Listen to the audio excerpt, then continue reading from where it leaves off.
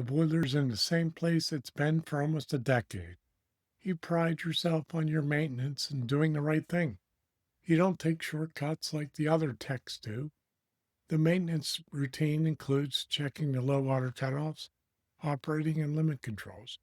Using a combustion analyzer, you verify and adjust the air to fuel ratio of the burner.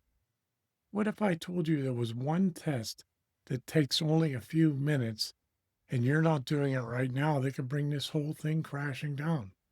Welcome to Boiler Room Detective. I'm your host, Ray Wohlfarth. I've written 14 books on boilers. They're available at Amazon, Pronto Heating Supplies, heatinghelp.com, and T.F. Campbell.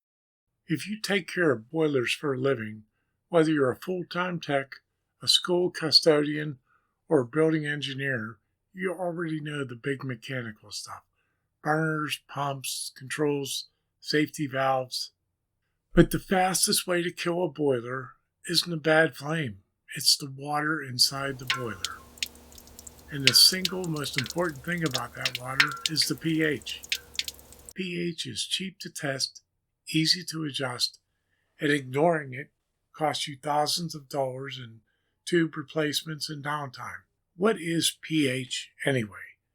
pH stands for potential of hydrogen. It's a 0 to 14 scale that tells you how acidic or alkaline the water is. You start off with 7 as neutral, that's pure water. Below 7, it's acidic. Above 7 is alkaline. The confusing part about pH is the readings are logarithmic. For example, when the pH level drops from 7 to 6, you might dismiss it as saying, oh, it's only 1 off. In reality, a reading of 6 means the water is 10 times more acidic than a reading of 7. If the pH level drops to 5, the acidic level is 10 times more acidic than 6 and 100 times more acidic than 7. Boiler steel likes mildly alkaline water.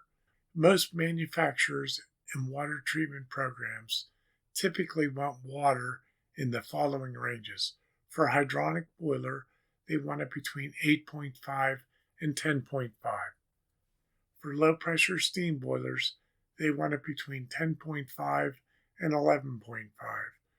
For condensate return lines, we want it around 7.5 to 9.0. What happens if the pH level is too low? Low pH is the number one boiler destroyer. Acidic water eats steel like candy, resulting in corrosion and pitting and hydrogen embrittlement, which is hydrogen atoms that sneak into the steel, making it brittle. One day a tube just pops, no warning, scary stuff. Another effect of low pH is grooving along weld lines and ruled tube ends. The last and perhaps the most consequential effect of low pH is carbonic acid. This forms when carbon dioxide meets water. That acid eats copper and steel condensate piping first. You'll see blue-green stains on the copper and pinhole leaks everywhere. What happens if the pH is too high? High pH doesn't eat metal as fast, but it brings its own expensive headaches. First of all, you get caustic embrittlement. When pH climbs above 11, you have free sodium hydroxide, caustic soda. The steel dissolves and cracks along the grain boundaries. Scale and sludge. High alkalinity loves to grab calcium and magnesium and turn them into rock-hard scale. Just 1/8 inch of scale acts like a blanket, leading to blisters and short-term failures. Foaming and carryover. Superalkaline water foams like beer. It formed water droplets in the steam lines, lowering steam efficiency, overloading steam traps, and causing banging. This presents itself as surging water levels and tripped low water cutoffs. How do you test for pH? It's not a good idea to take your reading from the bottom blowdown valve or low water cutoff line. Significant junk lives there. Use a sample cooler, or if you're using a bottom blowdown, allow the water to bleed for 2 minutes or so to remove the sludge. Use a glass container for the water to test. A metal container like a bucket can give you a false reading. Allow the water to cool to room temperature before testing.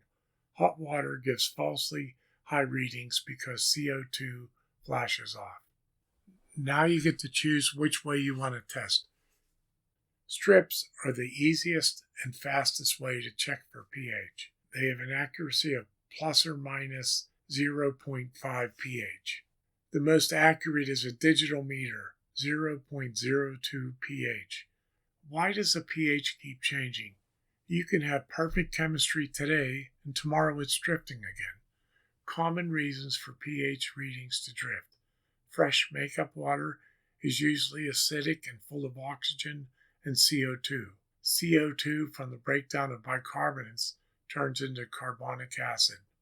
Boiling drives off CO2 and naturally raises water pH. Chemical feed pumps over or under feed. Leaks means more makeup, more acid attacks. Fixing pH problems fast. Low pH. Find and fix the leaks. Add alkalinity builder or amine for the steam systems. Check your deaerator or feed tank for air leaks. If you have high pH, increase bottom blowdown.